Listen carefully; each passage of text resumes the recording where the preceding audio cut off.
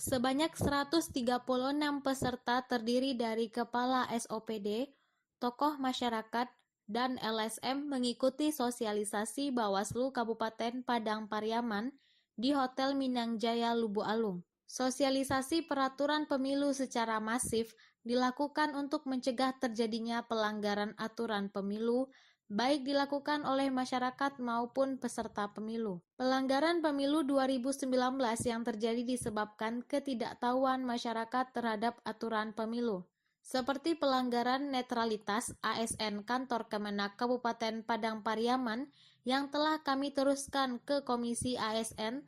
Terlapor mengakui tidak mengetahui jika tindakan yang dilakukan adalah pelanggaran netralitas. Anton Wiratanjung, Sekretaris Bawaslu Kabupaten Padang Pariaman menyebutkan, upaya ini dilakukan untuk menghindari adanya masyarakat atau peserta pemilu yang terkena sanksi pemilu karena tidak paham atau mengetahui aturan pemilu. Diharapkan kepada SOPD dapat menyampaikan kepada anggotanya terkait aturan pemilu 2019.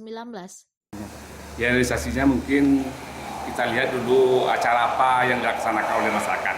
Nah, kalau seandainya acaranya tidak ada hubungan dengan kampanye, ya berarti kan kita informasikan biasa-biasa saja. Tapi kalau seandainya ada masyarakat yang telah menjurus kepada menyalahi undang-undang atau aturan, itu kita sampaikan juga kepada masyarakat itu bahwa ini telah melanggar rambu-rambu pemilihan undang-undang pemilihan umum. Artinya itu yang perlu kita sampaikan kepada masyarakat sebelum kita beritakan.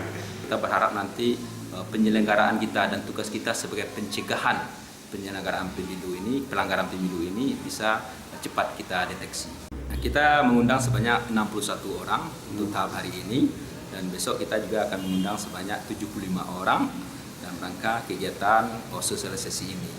Kita memahami bahwa kegiatan ini dengan jumlah peserta memang secara persentase jumlah penduduk Padang Pariaman tidak memadai.